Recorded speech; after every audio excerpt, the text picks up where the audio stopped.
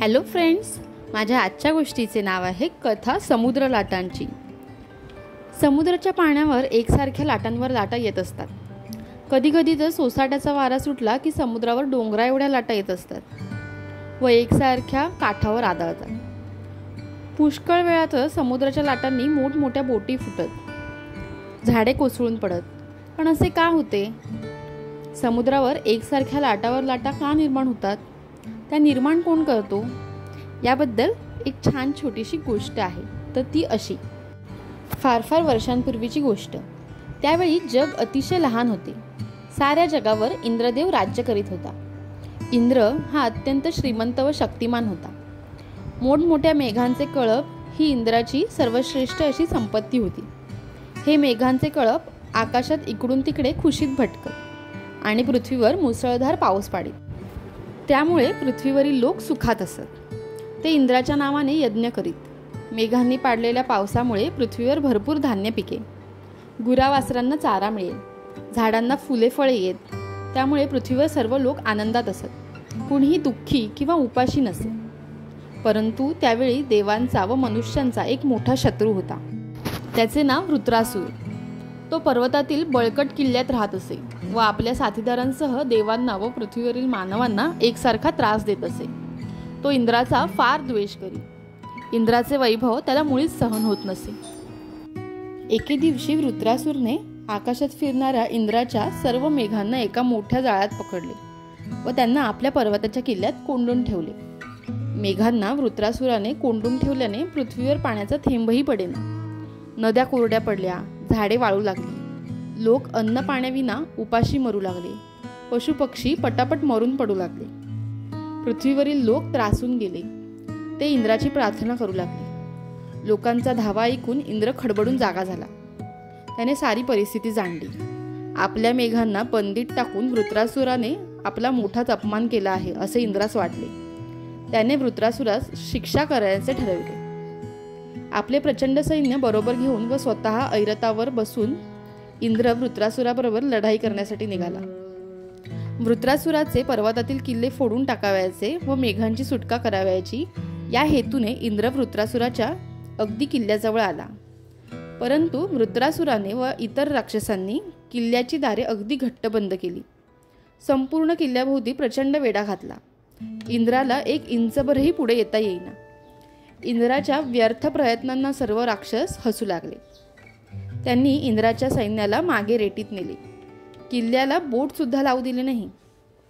इंद्र निराश होऊन स्वर्गात परत आला. काही झाले तरी वृत्रासुराला ठार मारावयाचे व मेघांची सुटका करावयाची अशी इंद्राने प्रतिज्ञा केली. त्याने अनेक देवांची प्रार्थना केली, परंतु कोणत्याही देवाला वृत्रासुराच्या शक्तीची व त्याच्या पर्वतावरील प्रचंड किल्ल्यांची कल्पना येईना. शेवटी इंद्राने ब्रह्मदेवाची प्रार्थना केली. तेव्हा ब्रह्मदेव इंद्रास म्हणाला, तू पृथ्वीवर जा. तेथे मोठमोठे विद्वान ऋषी आहेत. वृत्रासुराला ठार मारण्याचा उपाय ते ऋषीच तुला सांगतील. ब्रह्मदेवाच्या सांगण्यावरून इंद्र पृथ्वीवर आला व ऋषींच्या आश्रमात गेला. तेथे अनेक ऋषी वेदपठणात गढून गेले होते. काही जण समाधी लावून बसले होते. इंद्र त्यांच्यासमोर हात जोडून उभा राहिला आणि म्हणाला, हे ऋषी महर्षींनो, मी तुमची मदत घेण्यासाठी आलो आहे. वृत्रासुराने माझ्या मेघांना किल्ल्यात कोंडून ठेवले आहे. त्यामुळे पाऊस पडण्याचे बंद झाले आहे. पृथ्वीवर दुष्काळ पडला आहे. वृत्रासुराला ठार कसे करायचे हे कुणालाच समजत नाही. साक्षात ब्रह्मदेवाला सुद्धा काही सांगता येत नाही. वृत्रासुराला ठार मारण्याचा उपाय केवळ तुम्हाला माहीत आहे. म्हणून हे महर्षींनो, मला युक्ती सांगा, म्हणजे मी वृत्रासुराला ठार मारीन व प्राणी मात्र जिवंत राहतील. तेव्हा ते ऋषी म्हणाले, हे इंद्रा, वृत्रासुराला ठार मारणे इतके सोपे नाही. त्यासाठी एका मोठ्या ऋषीच्या हाडांपासून शस्त्र तयार करावे लागेल, तरच वृत्रासूर ठार मारला जाईल.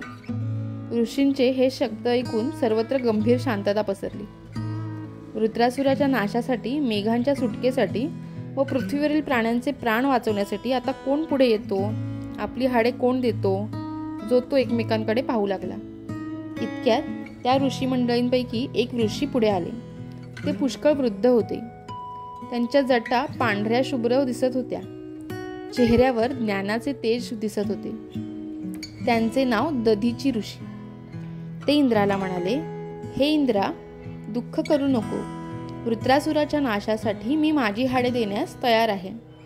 जगाचे कल्याण हेच माझे कल्याण. माझ्या हाडांपासून वज्रायुध तयार कर व वृत्रासुराचा नाश कर. मेघांची सुटका कर, म्हणजे पृथ्वीवर पुन्हा पाऊस पडेल.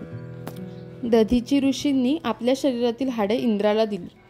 देवांच्या कारागिरीने त्यांच्यापासून वज्रायुध तयार केले. देवऋषींनी ते वज्रायुध इंद्राला दिले. त्यांनी इंद्राची खूप स्तुती केली. इंद्राने ते वज्रायुध घेतले, भरपूर सोमरस प्राशन केला व आपल्या रथात बसून वृत्रासुराशी युद्ध करण्यासाठी निघाला. बरोबर देवांचे सैन्य होते. इंद्राबरोबर सप्तमरुत निघाले. ते आकाशात प्रचंड गडगडाट करू लागले. इंद्र आपल्या सैन्यासह वृत्रासुराच्या किल्ल्याजवळ आला.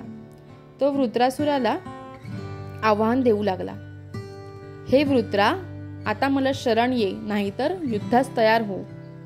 वृत्रासुर हे आपल्या राक्षसगणांसह इंद्राबरोबर युद्धास करण्यास तयार झाला. इंद्राने आपले प्रचंड वज्रायुध वृत्रासुरावर फेकले. त्याबरोबर प्रचंड गडगडाट निर्माण झाला. वृत्रासुराचे सैनिक दूर फेकले गेले. वज्रायुधाचा तडाखा बसताच एखादा प्रचंड वृक्ष जमिनीवर पडावा त्याप्रमाणे वृत्रासुर जमिनीवर धाडकन कोसळून मृत्यू पावला. आता इंद्रसेनेला जोर चढला. त्यांनी वृत्रासुराच्या किल्ल्यावर हल्ला केला. किल्ला फोडून टाकला व आतील मेघांची सुटका करून घेतली. मेघ पुन्हा आकाशात भटकू लागले. त्यांनी पृथ्वीवर पाऊस पाडावयास सुरुवात केली.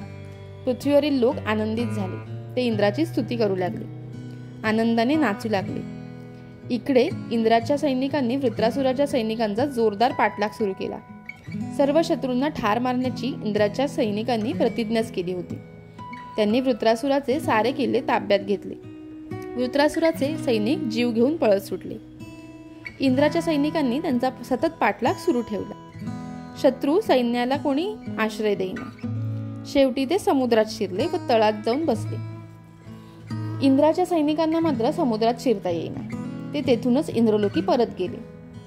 वृत्रासुराचे सैनिक राक्षस अजूनही समुद्राच्या तळाशी आहेत असे म्हणतात. आपला झालेला अपमान ते मुळीच विसरले नाहीत आणि ज्या ऋषीच्यामुळे हे सर्व घडून आले त्या ऋषींचा मानवांचा नाश करण्याची इच्छा अजूनही संपलेली नाही. म्हणून ते समुद्राच्या तळातून साऱ्या पृथ्वीचा व मानवांचा संहार करण्याची युक्ती लढवित आहेत. समुद्राच्या पाण्याला आतून धक्के मारित असतात.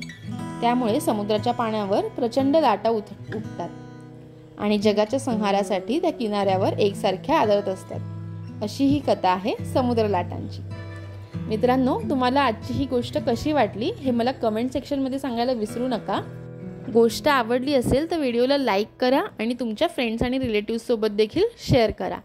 आणि जर तुम्ही प्रथमच माझ्या चॅनलवर आला असाल तर सबस्क्राईब करा माझ्या चॅनलला आणि बेल आयकॉनवर क्लिक करा, ज्यामुळे तुम्हाला सर्वात आधी माझे व्हिडिओज पाहता येतील. Thank you for watching.